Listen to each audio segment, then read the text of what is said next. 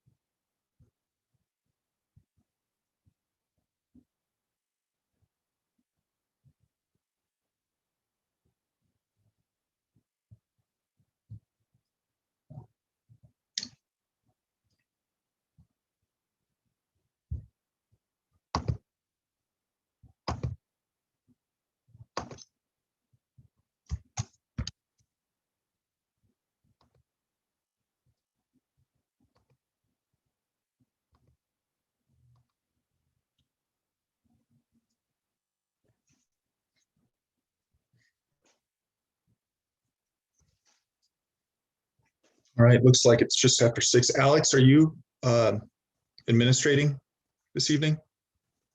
You the staff member for the evening? Soraya is administrating this evening. Okay.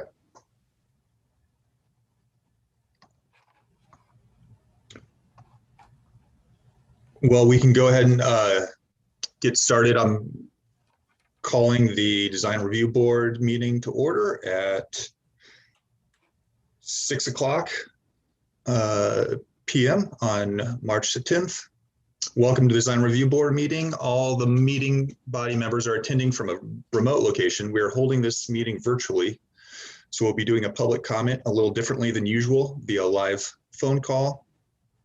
Just like calling into a radio show or to make a pledge during a telethon, I'll call for the general public comment, and on that item, I will take comments on items that are on the agenda and items that aren't on the agenda. I will also open up the public comment phone lines on each agenda item. Each time we call for public comment, we'll put the numbers on the screen and the meeting ID and give some time for you to go to your phones and call in. But you may want to write them down. When you call in, you'll be placed in the waiting room and I will take calls in the order they come in. When I call on you, please mute your TV or computer or there will be an echo. Tell us your name and your comment. Please be aware that there is a delay of about 50 seconds from what you're hearing at home and the actual meeting. So it's okay to begin speaking right away when I call on you. I'll be observing a speaking limit of 3 minutes so we can hear from everyone. Let's get started, and I'd like to call the meeting of the Design Review Board to order. Can we have a roll call of members to determine who is present? Sure. Maria Chestnut, Present. Heather McMillan,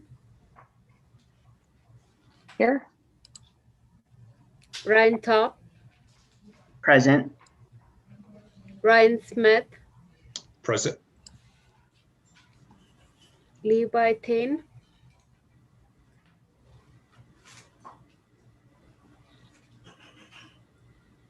is absent. Don Briggs, Present. Brandon Prinsing, Present. Karen Slobot, Present. and we have a quorum.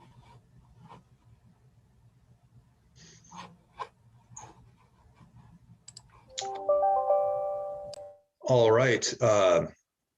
First agenda item is approval of minutes.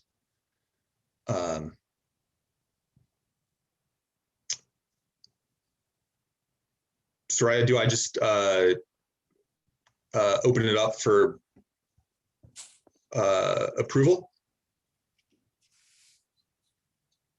Would anybody like to make a motion to approve the minutes of our previous meeting?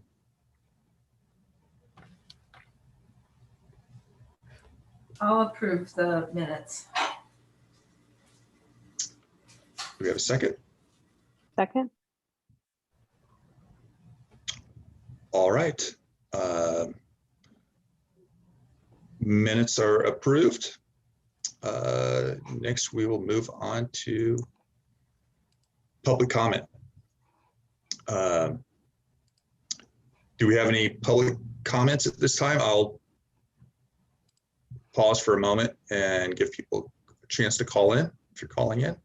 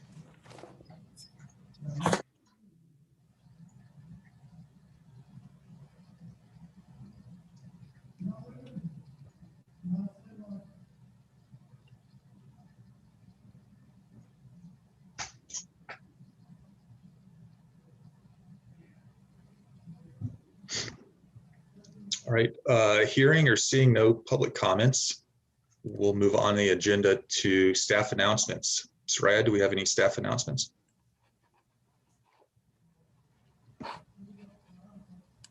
Hi. Spencer or Alex? Yes. Hi, Ryan. No, there's no staff announcements right now. Okay. All right, moving on to old business. It is this evening we will be electing the new design review board chair as well as the design review board vice chair.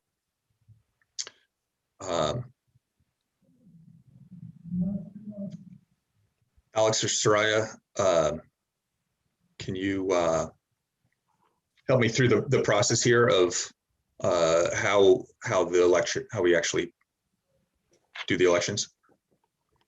One of the members will move, and we need a second, and then everyone will vote on each item. First, we do vote on chair position. Okay, so at our last meeting,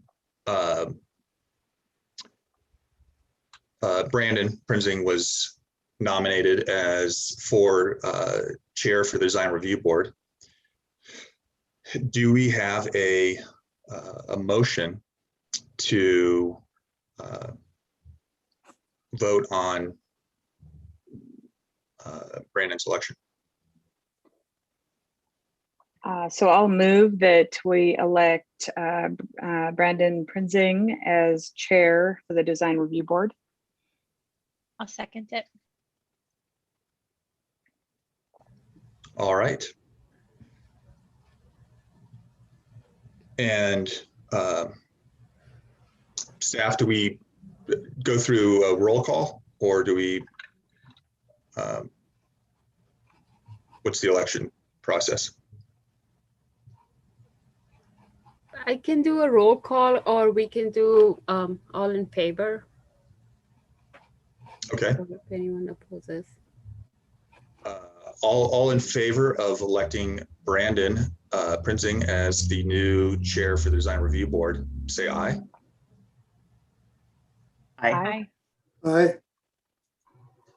All opposed, say nay.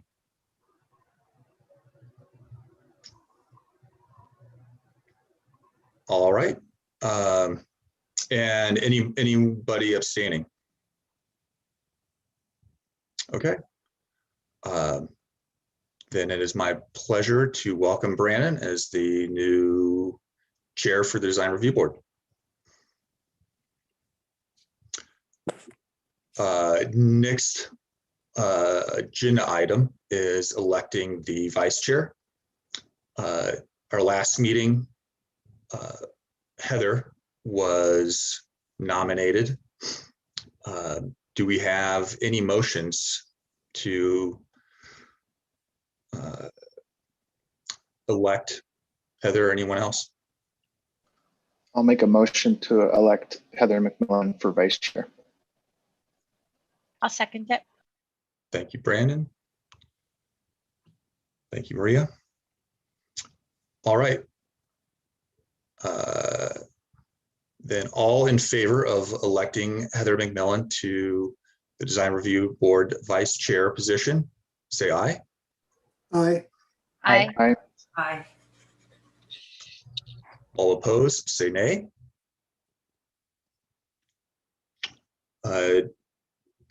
Anyone abstaining?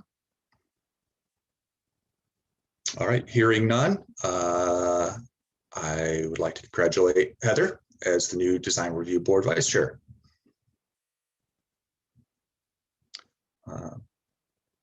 So excellent. Congratulations to both of you guys. I'm glad to give up my temporary duties. Moving on to new business.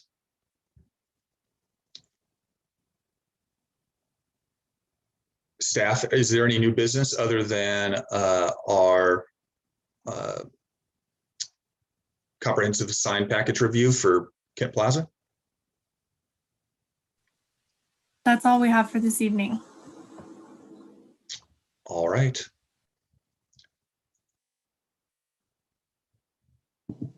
Then I will turn it over to staff to introduce the project.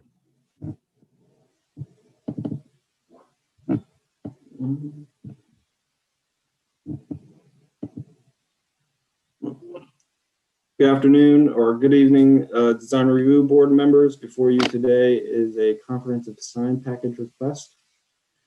The sign package was applied for by Marty Noyd and Ryan Swintek, who are from Oz Architects, who are in attendance in this meeting today. They submitted on the behalf of Kent Plaza for the development off of 1200 West Kent Avenue. Just to briefly go over, Design Review Board is authorized to review and take action on special sign requests that are not in strict compliance with the sign code in Title 20. In this case, the applicant has requested a comprehensive sign package review. Comprehensive sign packages are a suite of signs that are part of a comprehensive design plan that meet the intent and purpose of the Title 20 sign code. The sign packages proposed at the Kent Plaza development, which is located off of 1200 West Kent Avenue, north of the Trempers Shopping Center that has Ace and Albertsons, and north of West Kent Avenue, as well as being east of Russell Street.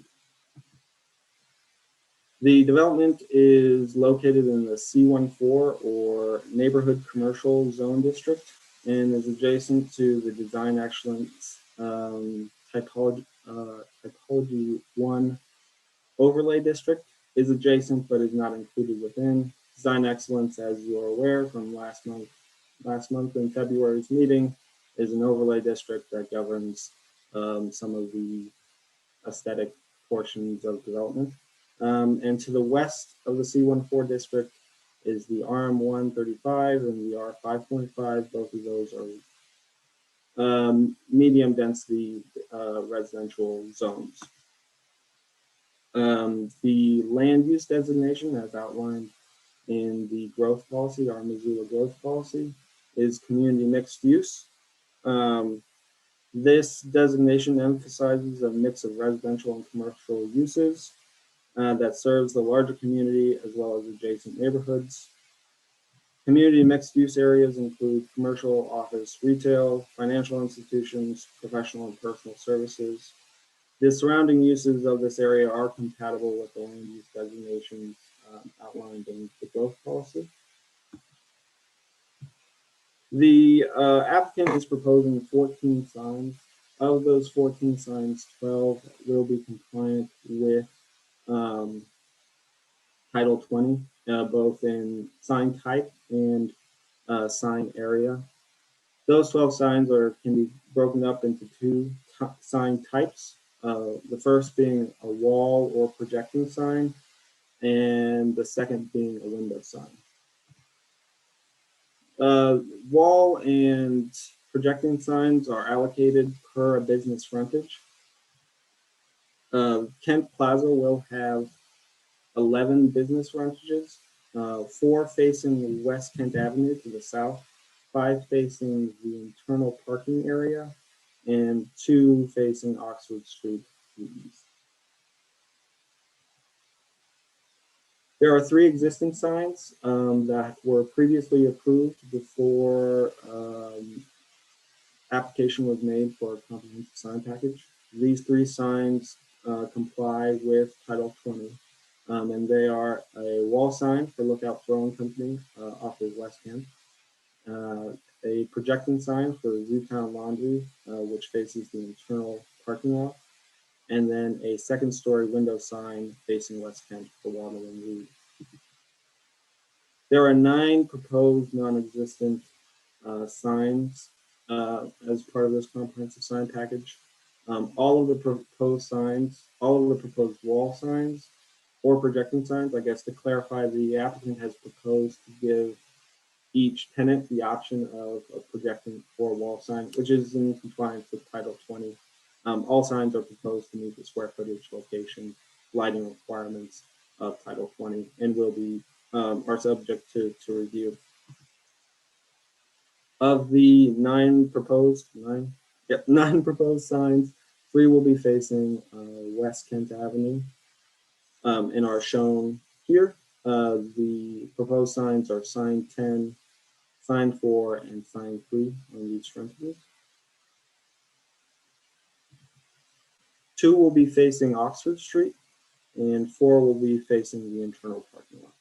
And again, these are proposed to either be a projecting or wall sign, but all are, as proposed, are compliant with current sign regulation. The 2 remaining signs are proposed to not be in compliance with Title 20. The first is a multi-tenant sign that will be 30 square feet in area. Title 20 permits 8 square feet for a multi-tenant sign for businesses that lack street level frontages. The tenant or the applicant is proposing to use the single multi-tenant sign, this 30 square foot sign, in lieu of the other buildings that lack street frontage sign types, which are outlined in Title 20, 75080D. These include window signs, sidewalk signs, and a wall-mounted sign. If these were all implemented in conjunction, the total sign area would be 32 square feet. Finally, the applicant is proposing a single letter sign on an existing archway. The sign will be for Kent Plaza, the development as a whole, and will be 138 square feet in area, with the lowest point being 14 feet, and the highest point being 23 feet 8 inches. The sign will be made up of individual letters, which will be 36 inches tall and will vary in width. They will be constructed out of stainless steel and will be 2 inches deep and internally illuminated with rope light. The applicant has provided an example of what that might look like illuminated. Staff is recommending approval of the sign application subject to, or the comprehensive sign package subject to 2 conditions. The first is that all signage will require approval of a sign permit by development services. This approval will be based upon the sign package as presented and approved by the design review board. Sorry. Oh. Blocking my view of notes. Signage shall not be modified or additional signage added beyond what is approved by the design review board without a resubmittal of any application and approval for design review board.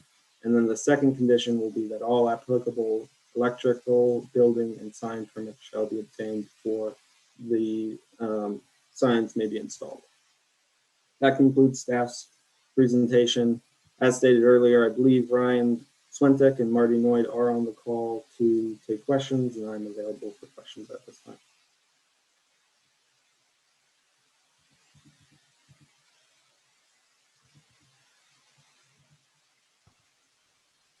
Thank you, staff. Spencer. So I guess at this point, we'll open it up to comments from board members. Does anybody have any initial thoughts or questions for staff? I have a question. This is Brian. Can you go back to the calculations for the larger multi-tenant signs and how that's kind of calculated? I was just looking, you mentioned that they're going to basically not allow the other types of signs that are allowed under 20.75.080 for the signs for buildings that lack street frontage. So that would include, so the ones that would not be allowed per tenant would that include the window sign, sidewalk sign? And then it's an either or on the wall mounted in the multi-tenant. So the sidewalk signs would not be allowed for those tenants, and then window signs would not be allowed for those tenants. Is that correct? Or just window Yeah, signs? beyond the existing sign, I think Okay. that's already in place. So that existing window sign that we saw in the picture, in one of the pictures, Yep. was part of that calculation. Yes. Okay. I have a question about lighting. I'm wondering if there's lighting that's also going to go with the other signs besides the one that's got an internal illumination. So the applicant has allowed for the option for internal illumination, or they have these external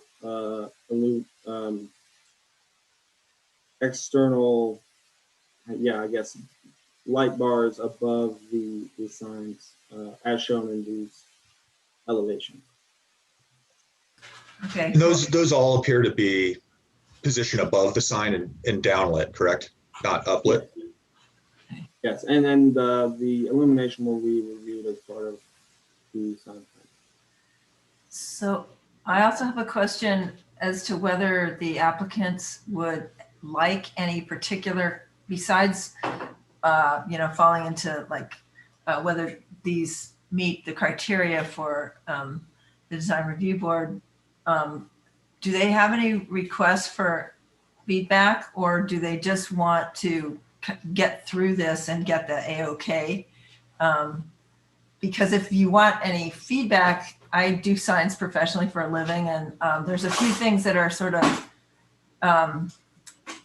rules of thumb that might be helpful, but I don't know if that's what they're looking for. So, Well, I guess if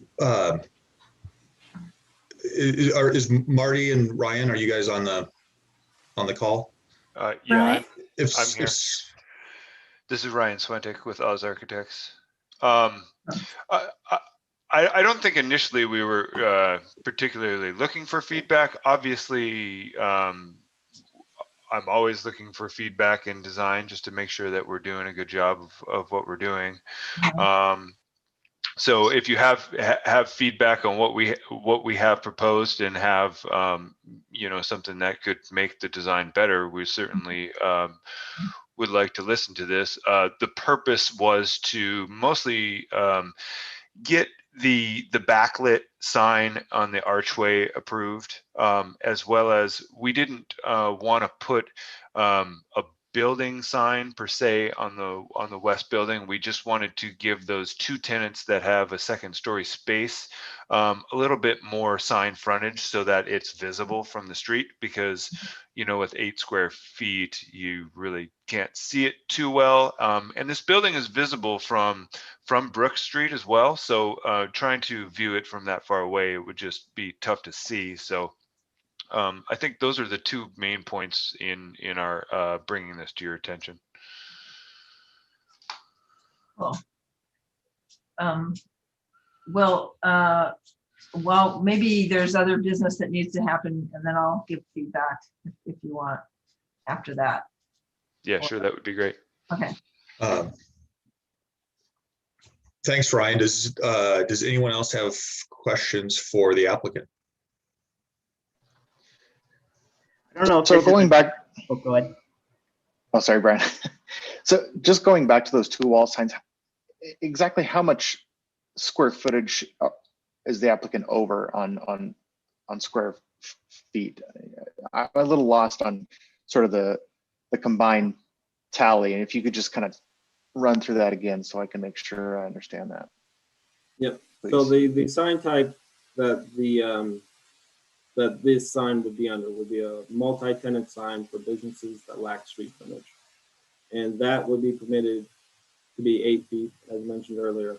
The applicant is requesting 30 square feet, which is 22 feet over, or square feet over that 8 feet. But there are other signs allowed by Title 20, those being wall-mounted signs and window signs and sidewalk signs. And so combined, again, taking into account the existing window sign, would be the total square footage of signage combined would be 32 square feet.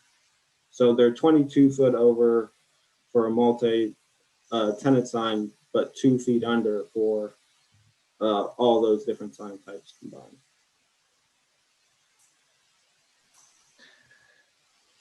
Gotcha. So they would be in compliance if they had all these other signs in conjunction with these two wall signs. They would, in the future, when they do a sidewalk sign, a window sign, if they were below that 32 feet, they would be in compliance. Yeah, they could do those options of signs as outlined in Title 20, and be in compliance. But it's the square footage of the multi-tenant sign, the singular like type of sign, that is outside of the bounds of Title 20, and the portion, or one of the portions, is being reviewed that's not in strict compliance, I guess.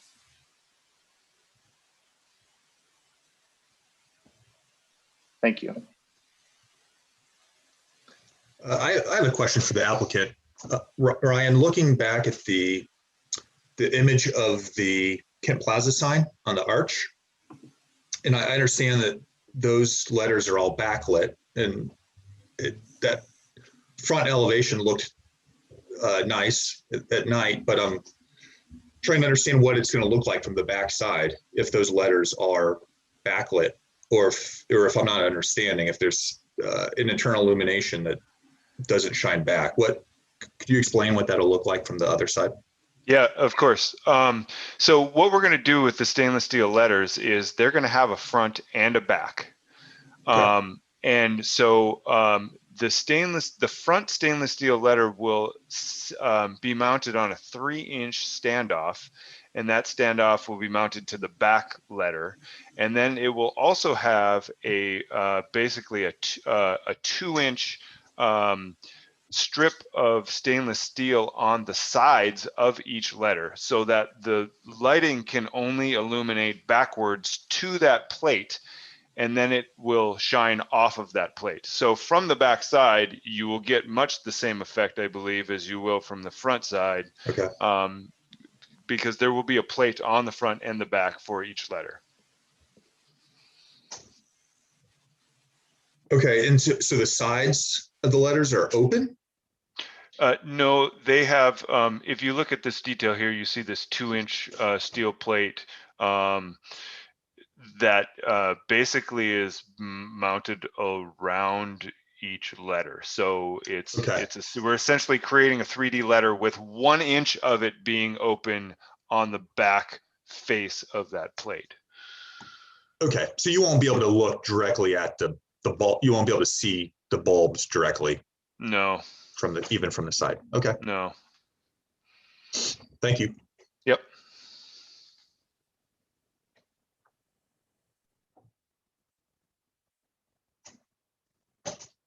Any other questions for the client or staff, or general comments for discussion? I have a question. Maybe it's more for the staff or for the group. But my question is in regards to the tenant that has, and this is a sign that you said was already in compliance, so that's why it's maybe just a general question. Where it has frontage on 2 sides, and the allowance for projecting signs versus wall-mounted signs. And I guess this might be just a general question because I don't necessarily understand it.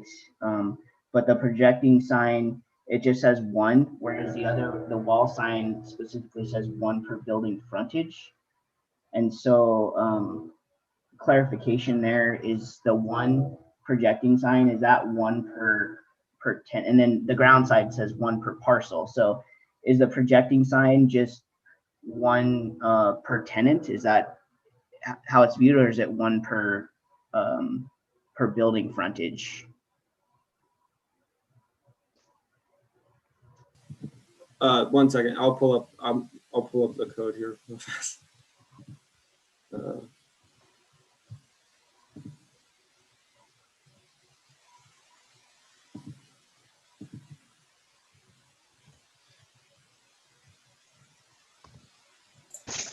So in Title 207560, signs in non-residential districts, and that would be in Table 3, projecting sign type. What's allowed is 16 square feet. So this is in the C14 district. So 16 square feet plus 1 square feet for each 3 feet of building frontage. So, but when we look at frontage, there's two types of frontages. There's the building as a whole, and then we look at business frontages. So when there's multiple tenants, each tenant's section counts as a frontage as applied in sign code. So if you have a tenant that's on a corner and they have two frontages, are they allowed a projection side per frontage, or a projection sign just for their tenant space? They're allowed just a projection sign, one total. It's not, in that case, on a corner, it's not per frontage. It's just one total. Okay. I just wanted the clarification. I'd not gone through it, so I just wanted to. Thanks.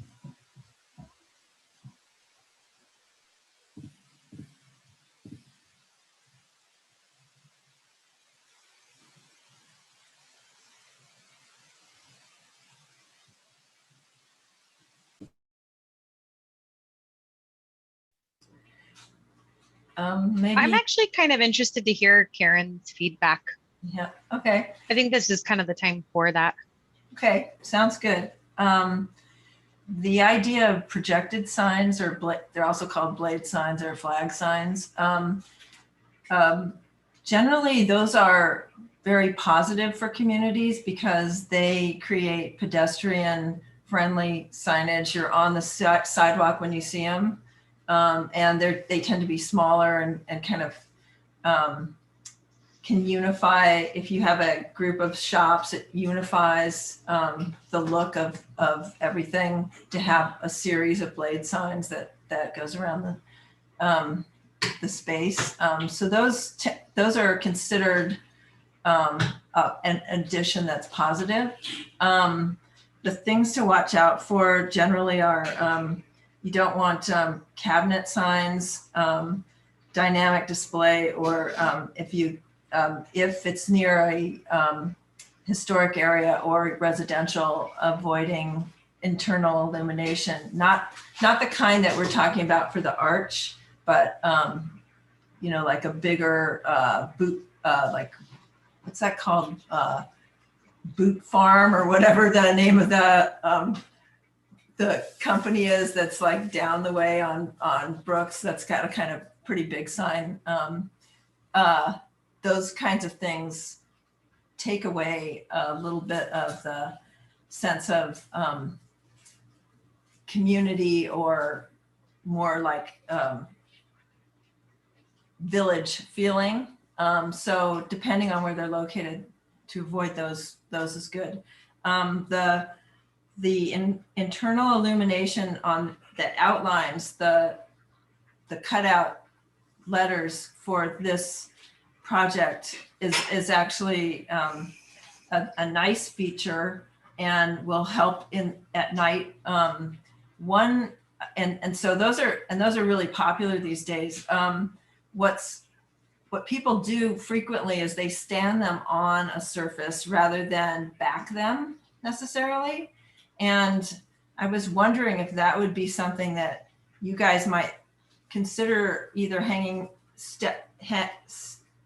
them on the top of that arch or hanging below, because I'm wondering if the metal cross pieces will make it hard to read during the daytime, because they're going to be kind of competing, that sort of crosshatch metal stuff behind it.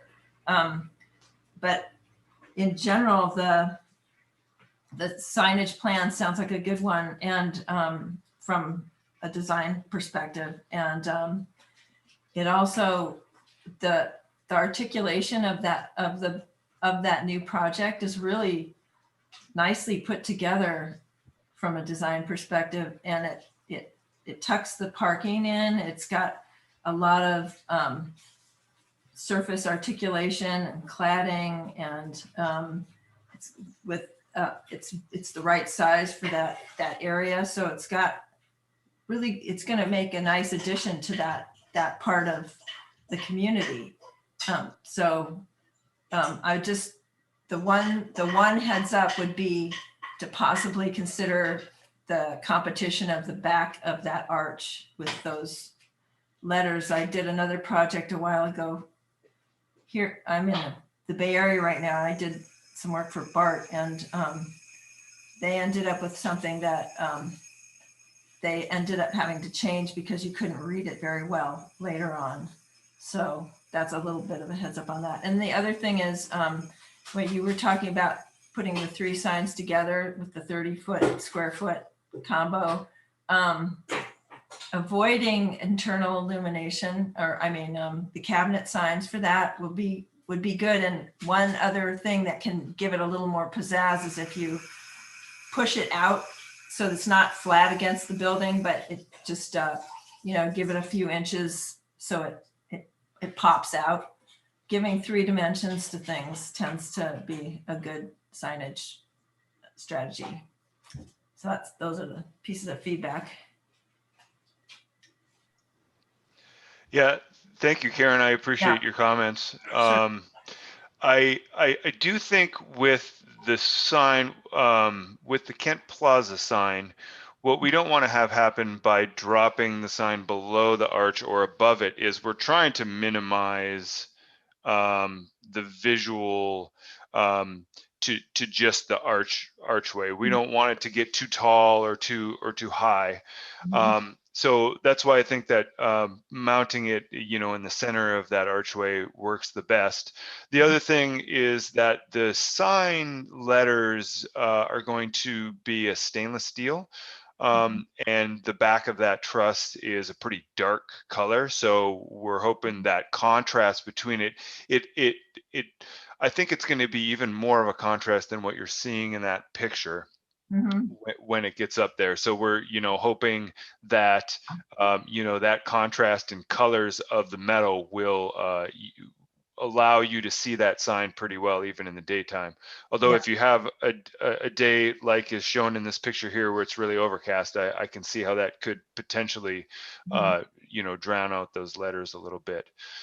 And I also agree with you as far as the standoffs, for those individual signs as well. The more 3-dimensional you can make them, definitely the better. What the client wants to do with the individual signs is still allow each individual business to kind of have their say in what type of signage they would like to see. So we don't want to get too deep into the details of what is allowable for those. Aside from getting the approval that we need and limiting it to a square footage that makes sense for the building. Cool. The only thing I'd add, and I think that it's an easy approval tonight. I think you guys are doing a nice job of giving the businesses kind of each their choice and type of signs, and they're both reasonable for this layout. I tend to agree with Karen, and I know you don't have to take our opinions. I tend to agree with Karen on that Kent Plaza sign. If this was wayfinding, I would probably argue pretty clearly you should either change the contrast, meaning one member, either the letter or the member of the arch has to be bigger or smaller. It does get lost. I was seeing that when I went from the graphic to then the nighttime picture. I think it's going to pop at night, but I think it's going to be hard to see during the day. But again, you're mostly going for the businesses. So again, it's dealer's choice there. You guys can do what you want, but I like the idea of it sitting up on top too, Karen. I think it would really pop, but overall, I think it looks good. And I'm glad to have that in my neighborhood as well. Well, thank you. We can definitely take that to the owners and bring up your suggestion and maybe make a mock-up of that and what it would look like with the signs on top.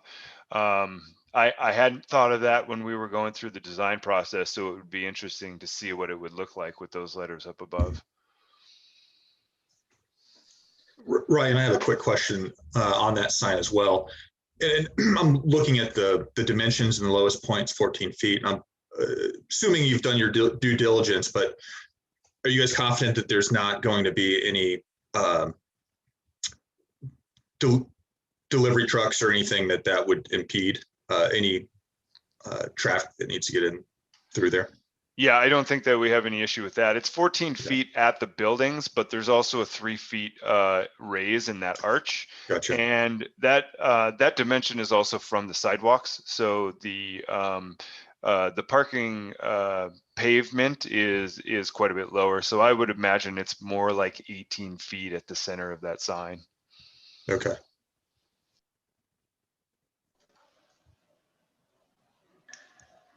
I would also like to make a comment. This is Brandon. I would agree with Karen and Heather on, sorry to beat up on you, Ryan, but I do think it's going to get lost as well. So I'd like to make that comment known. It's something about the spacing between the letters.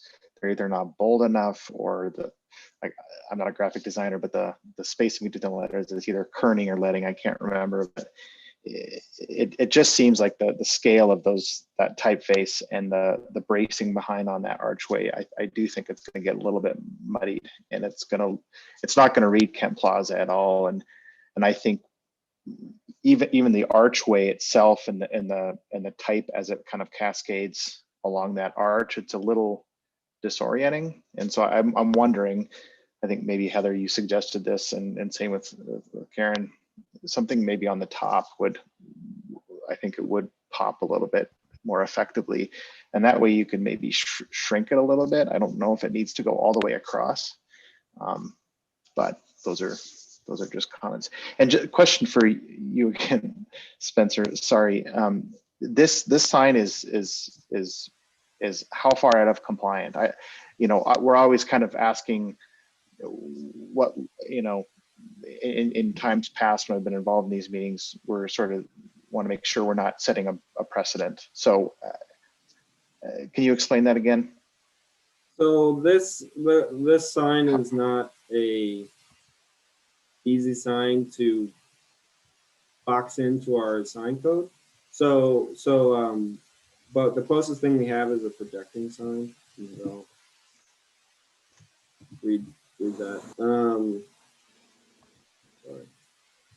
And that's allowed in this zone to be 14 square feet. So it's significantly larger than what is permitted, but the context that this is being proposed in is outside of the normal context of like a normal projecting sign for a business. Yeah, I'm just wondering I'm trying to put myself in the designer's shoes, and the client's shoes really. What's the benefit to having a giant Kent Plaza on this archway?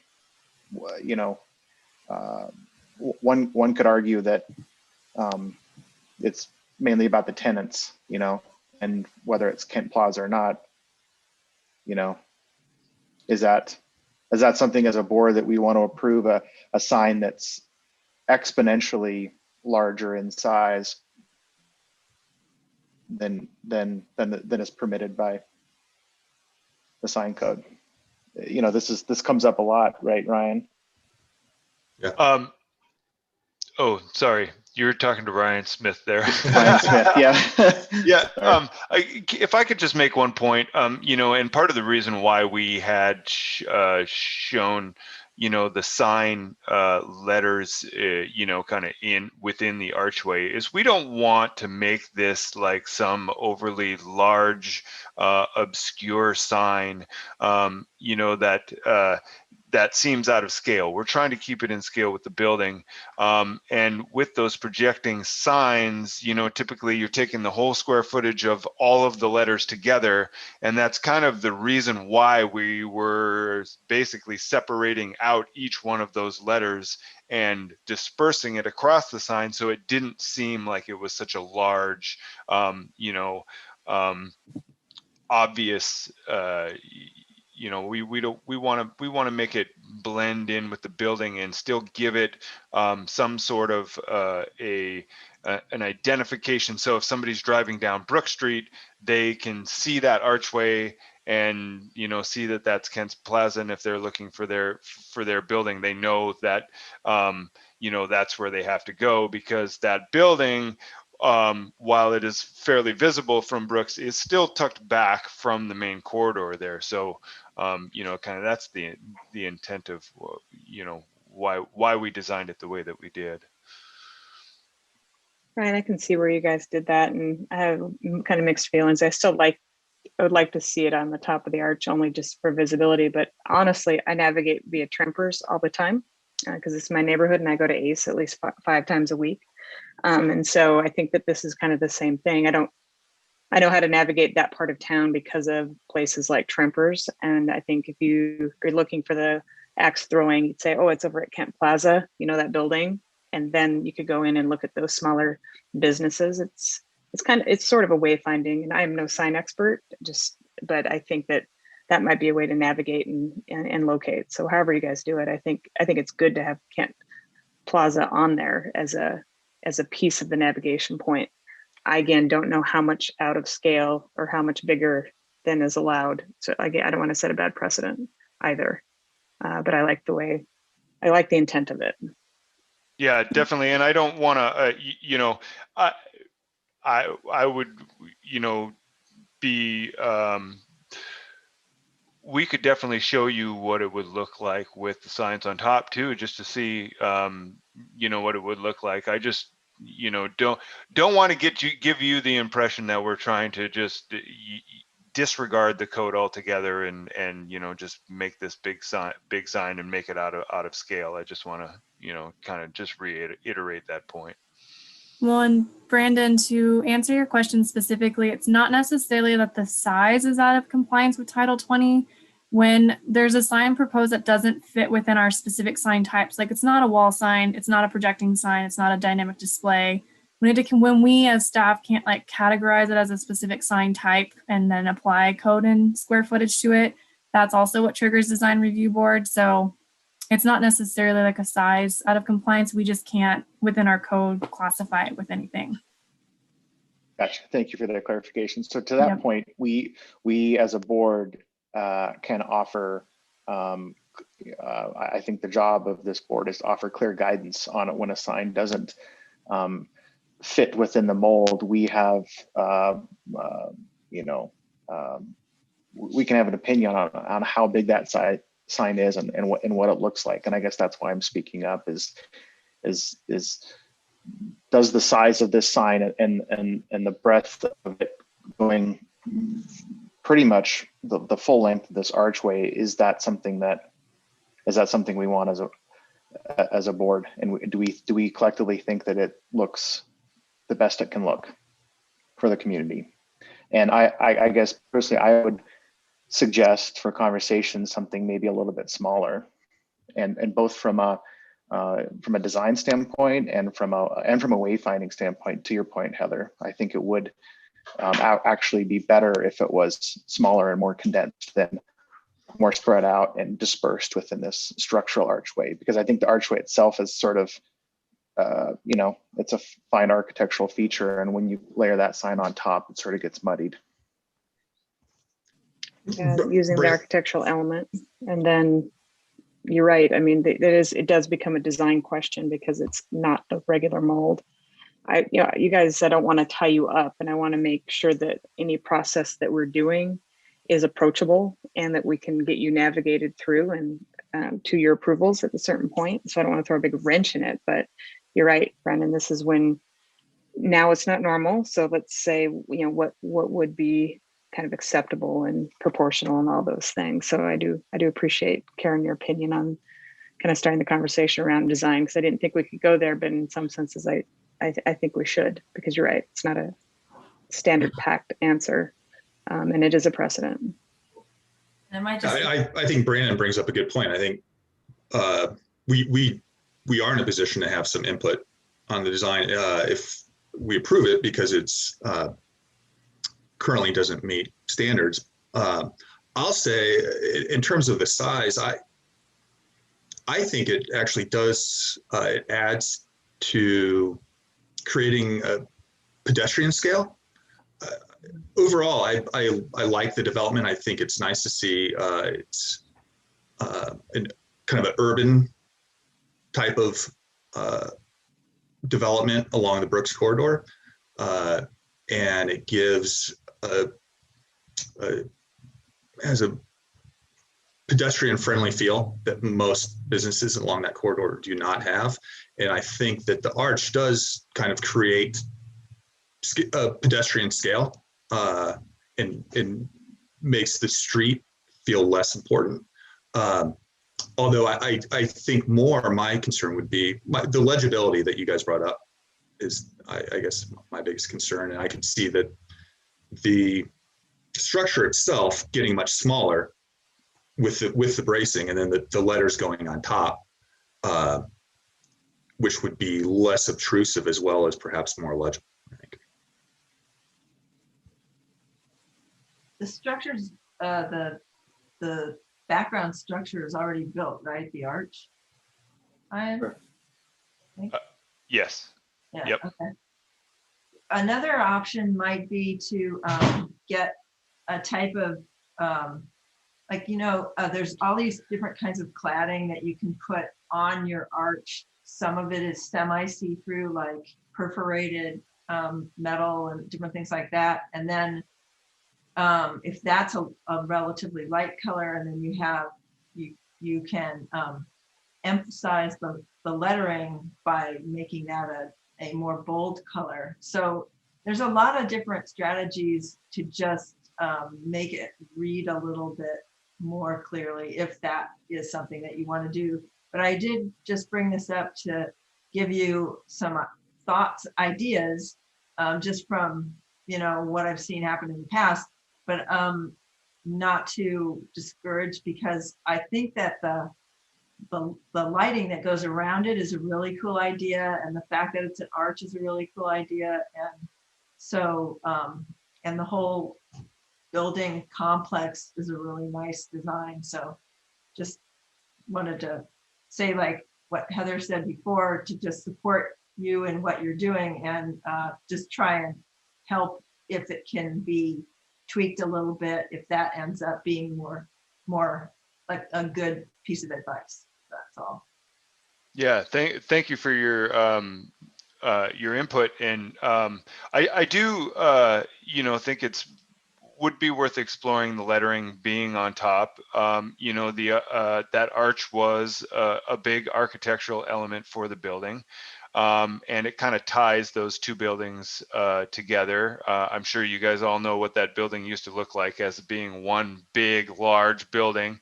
And being able to tie those two together as one development was really important for the owner, and creates that nice architectural element. I appreciate the opinions and the thought about possibly having that architectural element stand out more by removing the letters and possibly showing them up on top. And the same point about possibly then making this the actual lettering smaller, so it isn't as far out of what might be considered a more scaled sign approach. So we could definitely explore that option. Another idea, as opposed to bidding it on top, is you could shrink it and justify it to the bottom of the arch, so it's more centered, and maybe it does have some sort of translucent backing or something, so it's more compact, and then you wouldn't be seeing it sort of through the archway. I hate to be throwing too many ideas out there, but that's just something that came to mind. And Ryan Smith, I do see that Levi has his hand raised, so maybe if you could throw it to Levi. He's an attendee and not a panelist for some reason. So I think Levi wants to make a comment.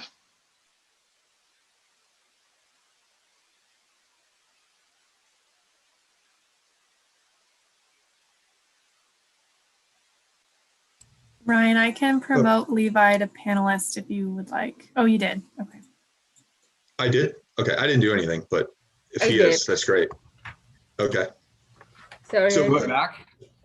Can Levi, can you hear us? Okay, there you are. I can hear you guys. I don't know if you can hear me. Yes, we can.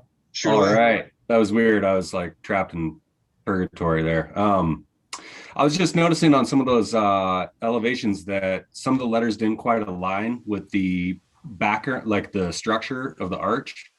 And I'm wondering if it would also require additional structure to get them all, have them something to attach to.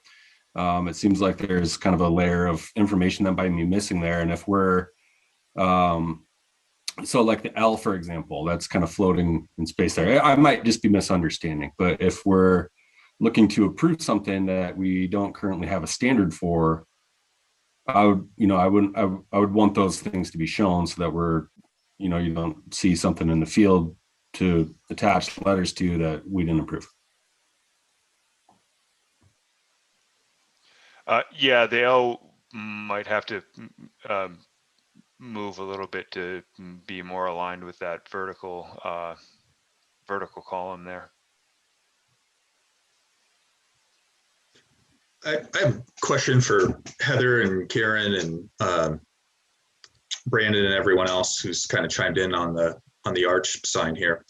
And I would be concerned about putting the letters on top of that existing arch, because then we're breaking the roof line, and that kind of creates some tension to me. But I'm curious what other people would think about if there was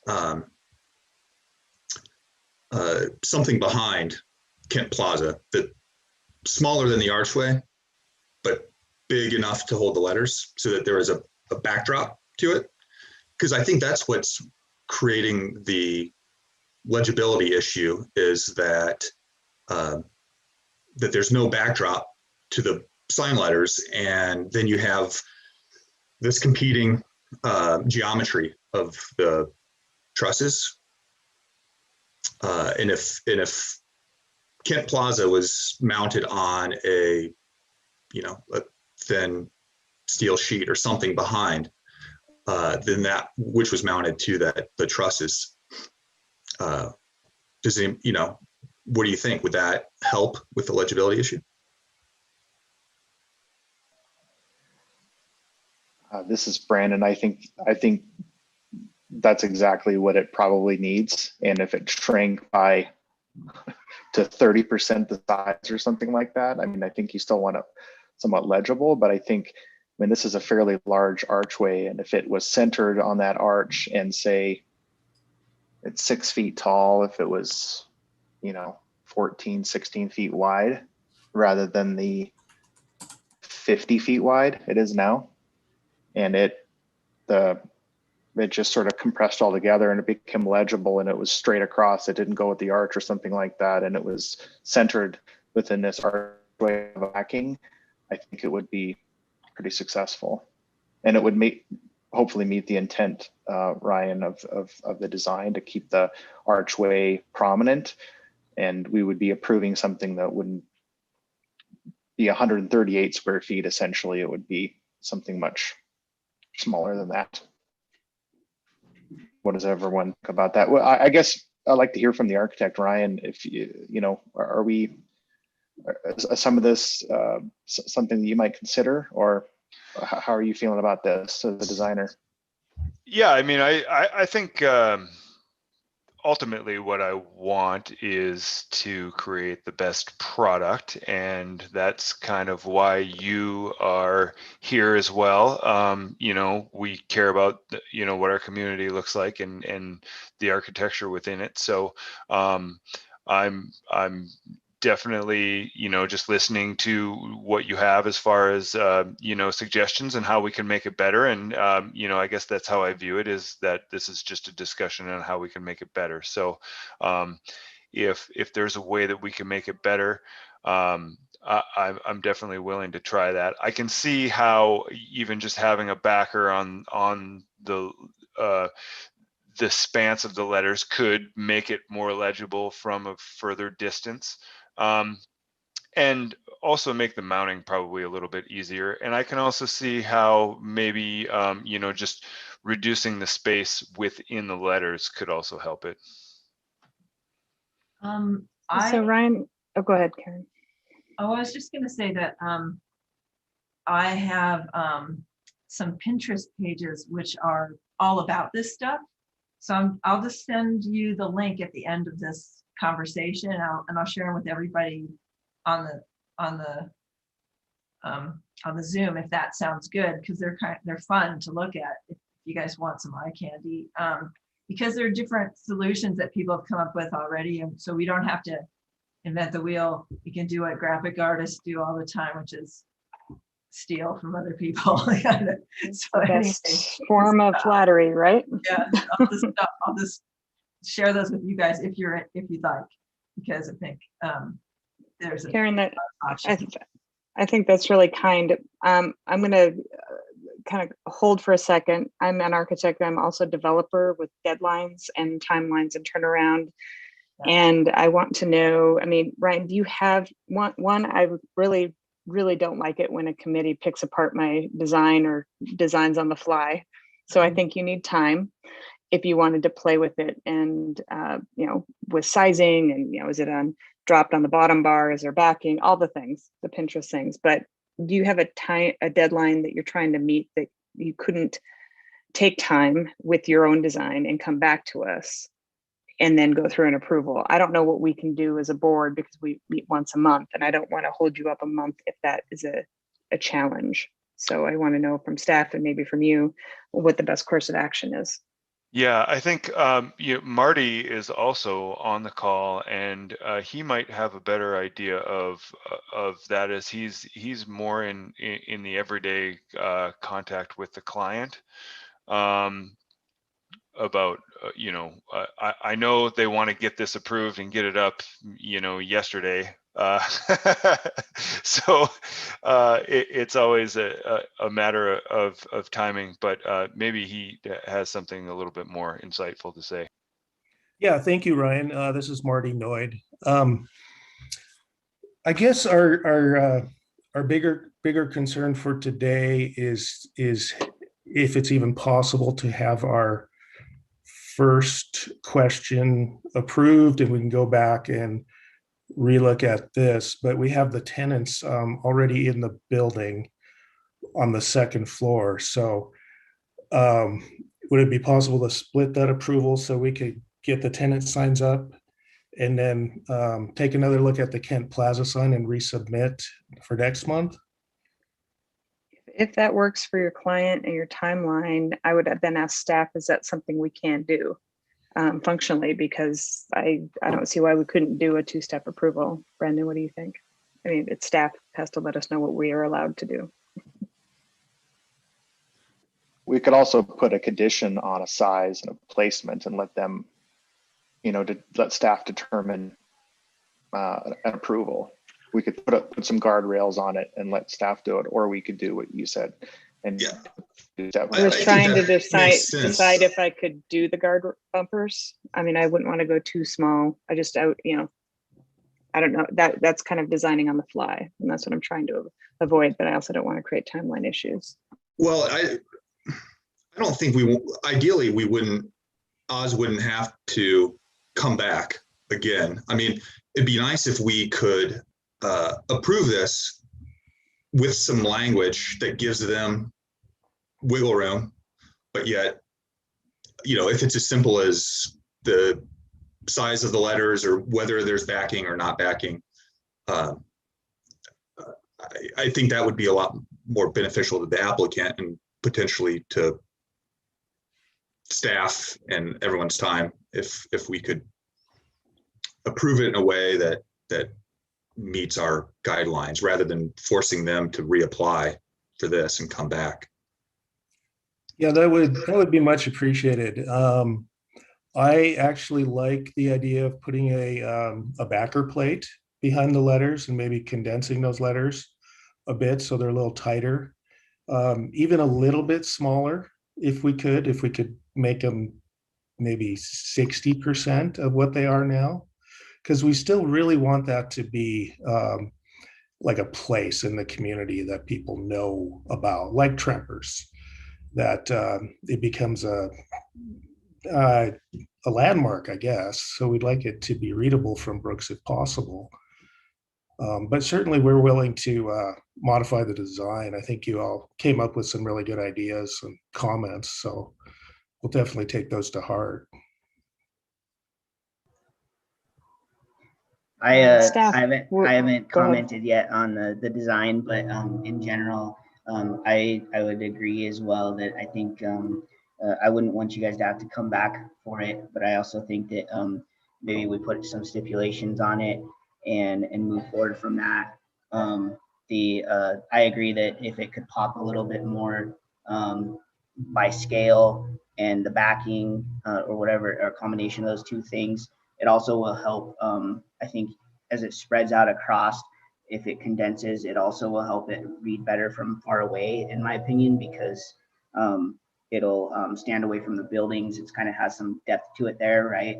So if it stands more out in the middle, it's going to stand alone away from the buildings a little bit further to be able to be a little more legible, I think, as well, from angles and such. So I would agree with that sentiment. My only hesitation is that, as to Brandon's point, this is a precedent for some future sign that we're not looking at and having confidence. I mean, somebody else is going to use it as a precedent. And so can we come up with bumpers that aren't too limiting for you, Ryan and Marty, to come up with a solution? I do want to give you the ability to move forward walking away from here, but what are the right bumpers, Brandon, from your concerns? I mean, you said going 30% of what they are, and I heard Marty say even down to 60 would be comfortable. What's the right governor, so to speak? I'd just say I don't know that we're really setting precedent, because it's it is a unique situation that each unique situation should be looked at on its own, in my opinion, in this case, and we're looking at design intent for each condition. So that would be my 2 cents on that.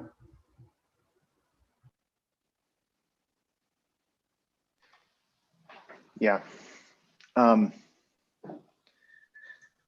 I think it should be, I mean, I think that, just coming from a design standpoint, I think you're going to find when you shrink the spacing between the type, it's going to be, like you said, Brian, much more legible. So I don't think 50% the size and width it would be a bad thing, to just say it's half as big, it's all going to come together, it gets a backing, and we let them figure if it's 30% or 50%, or if it's top, it's centered, it's left, it's right. I mean, I really appreciate the thought that you guys have put into this, because it is an attractive sign in and of itself. The cut letters, the stainless, that's going to look fantastic if it's, I think, a little more compressed than spread out.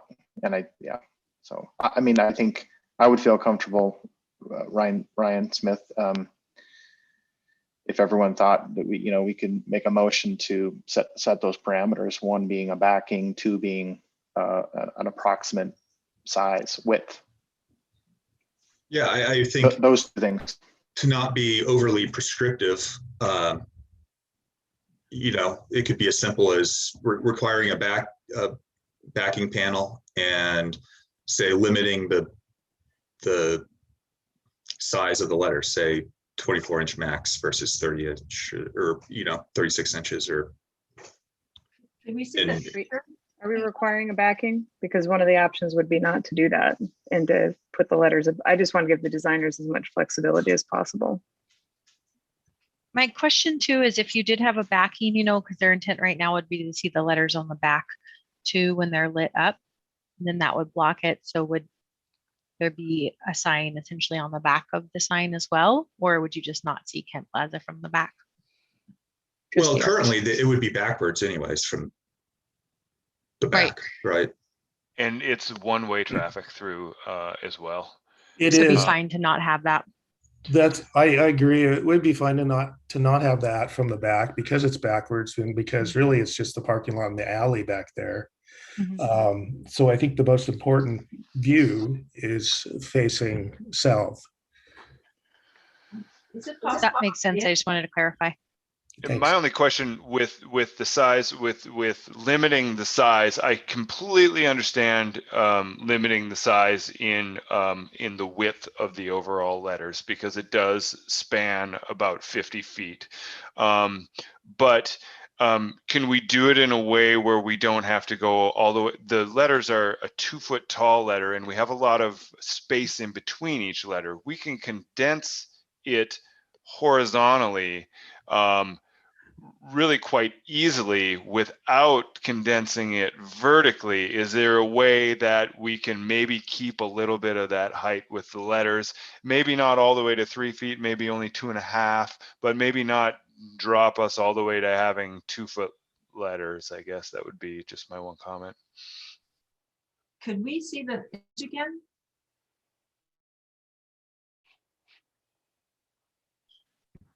Okay, while he's pulling that up, I have a quick suggestion here. I get the idea of moving the letters above or below so that they'll be more legible. But since this is not really a sign that fits within allowable signs and it's all going on an existing element, I'm wondering if it makes more sense to have it integrated within the existing element, within the existing architecture. Like I think that what Oz is doing here is actually the right thing. It's just you need to have that extra layer that supports each letter and makes it more visible from what's behind it. I mean, that way we're setting up precedent where you're not just coming in and adding, big area and obstructions to existing elements. You're doing something that's integrated within existing structure and architecture. Yeah, and I don't think that we have an issue, with adding the backer to the letters. I think that makes a lot of sense, especially from just a mounting perspective, and like you said, a visibility perspective. If we have, a background on the letter, it may just make everything a little bit more legible. I was just going to say that I guess I don't have as much of an issue with the height as the width of the letters. And I would imagine that, as you move those together and they become closer spaced words, that the height will kind of adjust itself accordingly. Because you're going to provide a backer, I would imagine, between the top and bottom chords. And so then you can, the sign within that, I imagine it's going to cut off at one of the vertical pieces somewhere on either side, matching wise.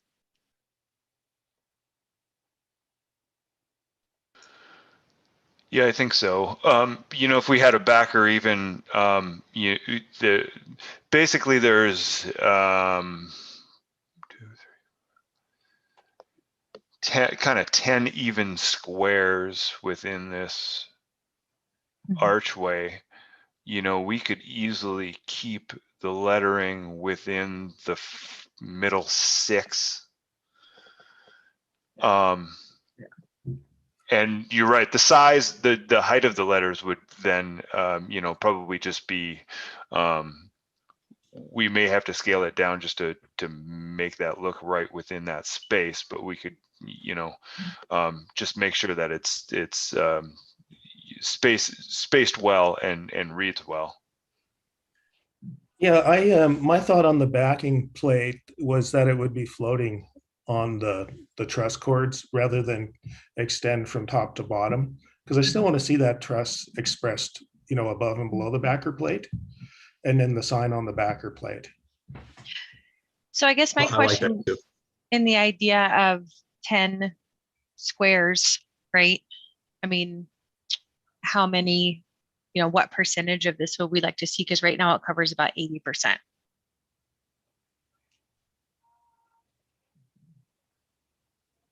I think we could just say give a maximum width. It's 25 feet max wide. And Ryan and your team, you can decide really how tall it is. It's not going to be taller than it is now. It might be a little bit less tall than it is now, but it's 25 feet max.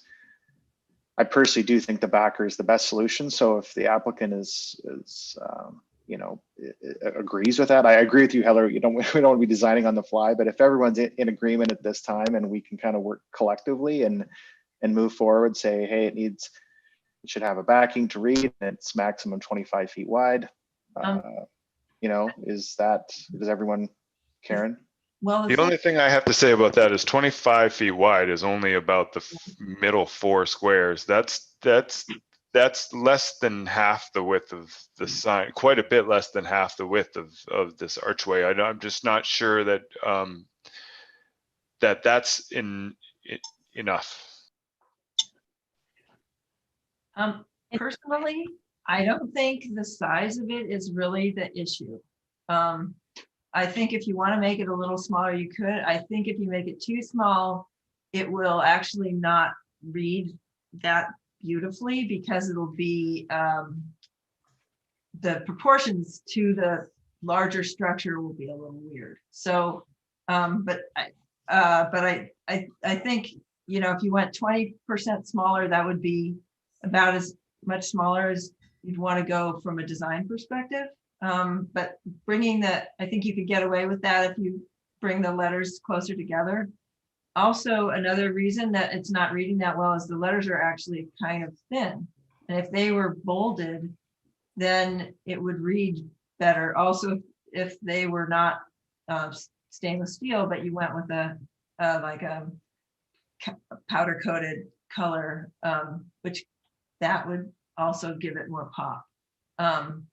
So anyway, not to throw more info in there, but I don't think that is what's making it not be successful is the size so much as just the competition. So.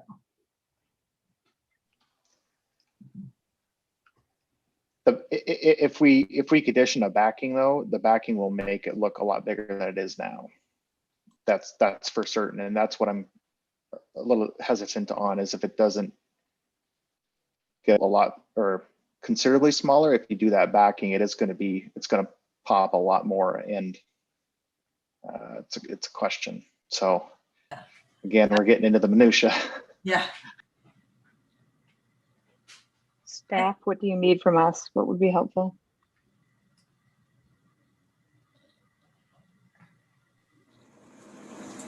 Did you say staff, Heather? I did. If you all wanted to add a condition, we could do that. It would need to be kind of clear, similar to the Zootown Arts sign that we did. They weren't quite sure they were painting it on. They weren't sure how it was going to quite work. So you guys set parameters for conditions, a percentage wise that wouldn't really work if it's currently 50 feet and you want to say, it needs to be no wider than 40 feet. If that's what you want to go with, we could work with that. In terms of a condition, it allows flexibility for the applicant, and we can move forward with an approval tonight. And then with the backdrop, we can kind of work around with a condition for that so that the applicant can either include it or not. If you guys wanted it in there, then we would condition it such a way, or kind of play around with the language to see flexibility for either having that backdrop or not, if that's something that you wanted to do as well. I like where you were headed with that. I think we could come up with the width, keep it simple, and then a backdrop or not, and let staff decide, depending, because I just think there might be an option where they solve it without having to have the backdrop. So maybe. So if there's a way to do that from a motion standpoint, I'd like help creating it. Is it maybe like creating more contrast with the truss, and whether that's through the backing or through a color, through a thicker replacement letter. Yeah. Could you just say improved readability and let the staff have that flexibility, or would that be? Question to staff, what can you actually decide with? because I think what you guys need are clear. So you can say, yes, that meets that, right? Yeah, the only thing is if we were to give direction that the applicant was not in favor of, then the interpretation, could be as clear as possible. So if you are going to give, and Alex, you can correct me but if you are going to give options and list out the specific options, it sounds like there's been a few, at least 4, that have been brought up, and list out those 4. And as the applicant goes to design and submit, they can show how they're adequately meeting their condition, and there's less of this gray area. Yep, that's what I was thinking. So how? I would suggest we make a motion to approve with 2 additional conditions, one being a backer and one being maximum overall size or maximum width of the lettering. And we vote on both conditions. That's your saying, Ryan. Well, they would be together, right? It'd be a motion to approve. It's a single motion, with, okay. With 2 additional conditions. Just one other thing to add. If they do the lettering above, it doesn't need the backer. So yep. Let's just add that. That's my point. Yeah. So if a backer, they put it on the arch itself. Yeah, I have trouble with having lettering above. Oh, okay. I think it just depends on what they have time spending, design time doing and coming back. That's why I'm struggling a little bit. From a staff's perspective, not an applicant or a designer, it sounds like lettering above the archway is kind of out. It sounds like Oz Architects is interested in just keeping it where it is in terms of like on the actual arch, condensing it so we can set the width. They're at a condition for that. And then it seems like there's positive feedback from Oz about having that backdrop kind of no matter what and just playing with it from there. Oz, chime in if that sounds incorrect. No, that all sounds correct, Alex. Thank you. Okay. So we can do the condition that the Kent Plaza archway sign shall be no wider than, you guys can set that parameter, and shall include a backdrop, or if there's a better word for that, you can go about it that way.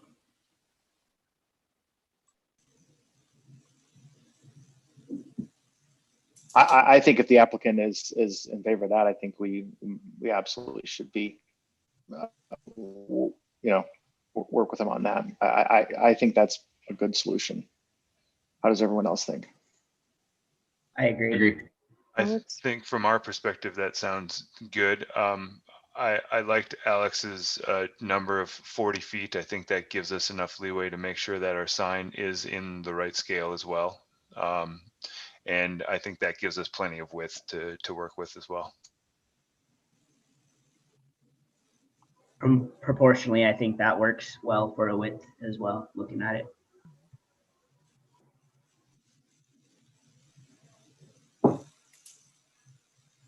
So do we want to say for the backer, we could just say a panel behind the lettering?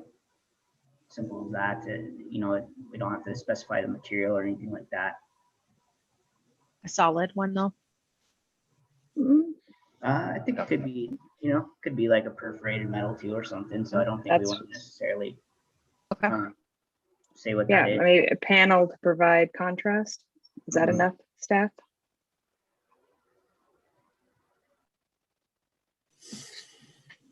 We're cruising through subjectivity here, so I'm trying to avoid that, but I'm trying not to put too many boundaries on it as well.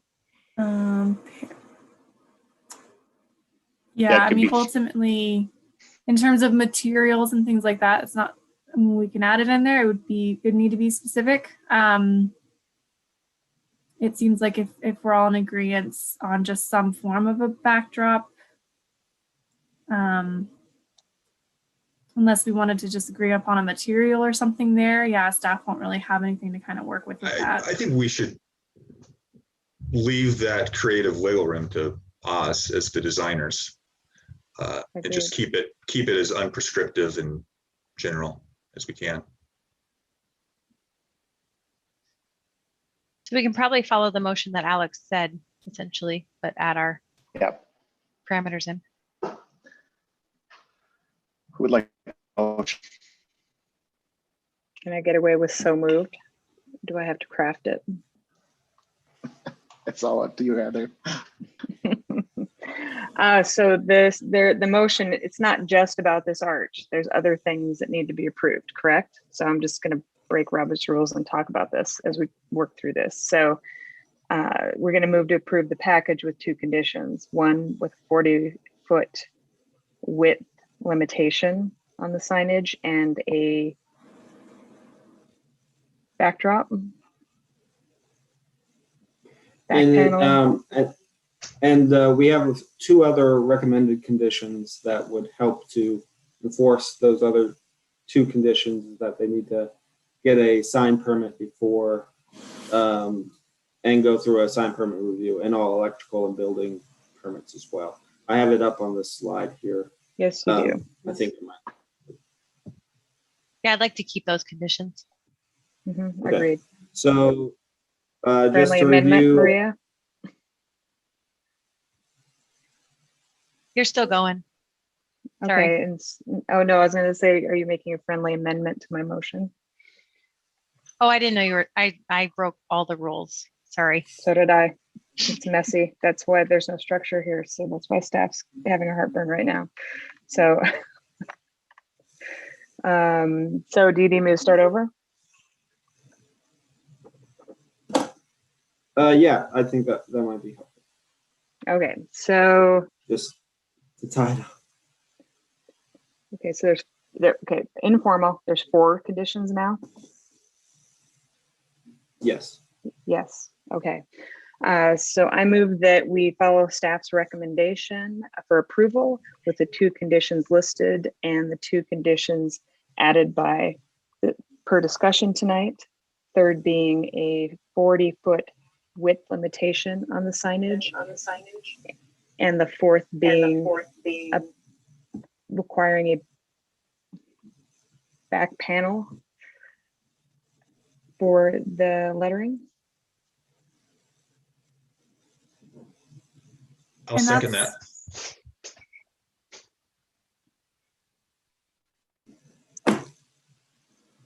Any discussion or cleanup, you guys? The back paneling, that's just under the actual signage, right? That's not the whole archway. Okay, correct. Maybe we want to clarify that in the motion, so that the back panel isn't larger than, maybe the overall width includes the back panel at 40 feet. I don't know. Sure. I think you have to make I don't know if that's a friendly amendment or not, or if I need to restate it entirely. We could also just go with one condition. It's up to you guys to have the size of the Kent Plaza archway sign shall be no wider than 40 feet and shall include a backdrop paneling behind the length of the signage, the width of the signage. Or within that same limitation.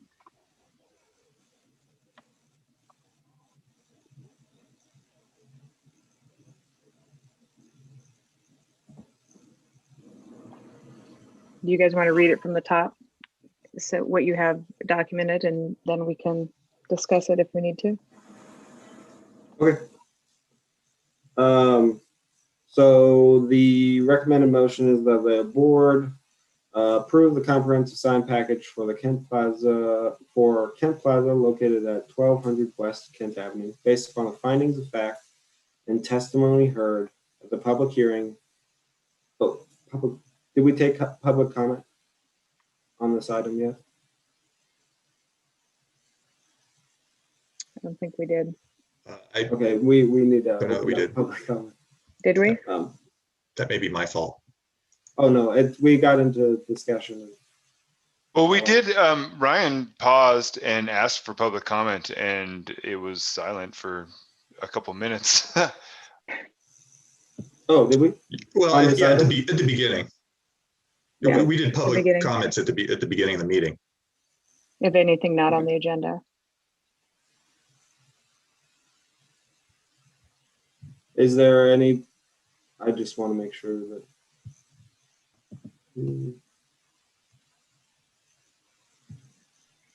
Well, there's no attendees anymore, so no one's here to make public comment. So the motion would be to approve the sign package for Kent Plaza located at 1200 West Kent, based upon the findings of fact and testimony heard at the public hearing, subject to the 3 conditions of approval. The first being all signage requires approval of a sign permit by Development Services. Development Services will base the permit approval on the sign package approved by the Design Review Board. Signage shall not be modified or additional signs added beyond what was approved by the Design Review Board without resubmittal of an application and approval from the Design Review Board. The second is that any applicable electrical, building, and sign permit shall be obtained prior to installation of the signs. And the third is that the applicant shall include a backing for the signage, and the signage shall not exceed 40 feet in width. So moved.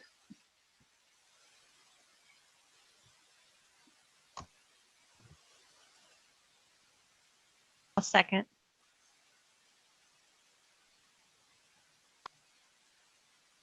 And I guess we'll do a roll call vote then, starting with the chair, Brandon. Yes. Karen Slobod, Yes. Brian Top, Yes. Donald Briggs, Yes. Ryan Smith, Yes. Heather McMillan, Yes. Levi Thane, Yes. Maria Chestnut, Yes. and Yes. then there's I haven't updated myself on the members. Are there any other members on the call at the moment?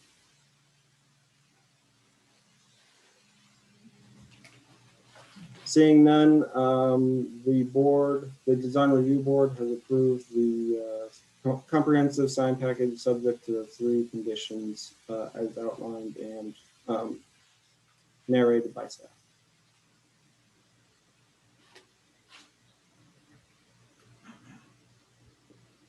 Thanks, everybody. I appreciate your input. Thanks, Ryan and Marty, for your patience. Yeah. Hi, my name is Debbie Williams, and I'm one of the Trimpers. And I wanted to thank you for all your input on this. We respect everything that you've said, and this will be fun to move forward. So thank you so very much. Thank you. Thank you.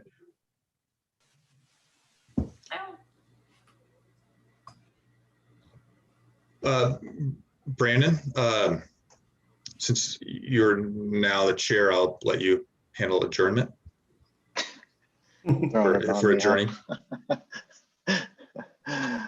Okay, so I didn't know I was going to do this.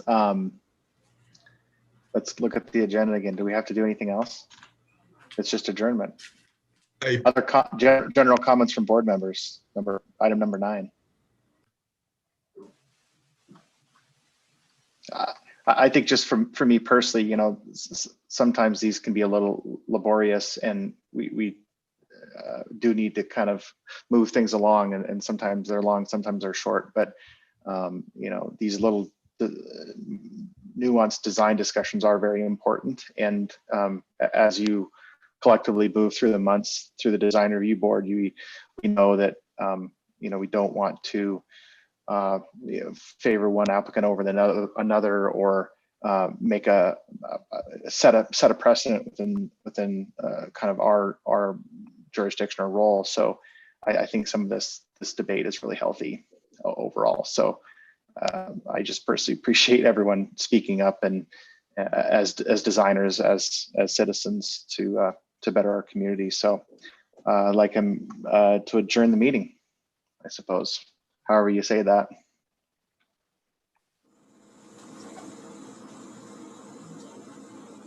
Do we second that? Is that I'm how you- unsure, but Yeah. I'll make a Somebody move help. to How do you do that, adjourn. right? Make a motion to adjourn. There you go. second. All right. Thanks, you guys. Thanks, everyone. Thank Thanks, you. everyone. Thanks, staff. Thanks.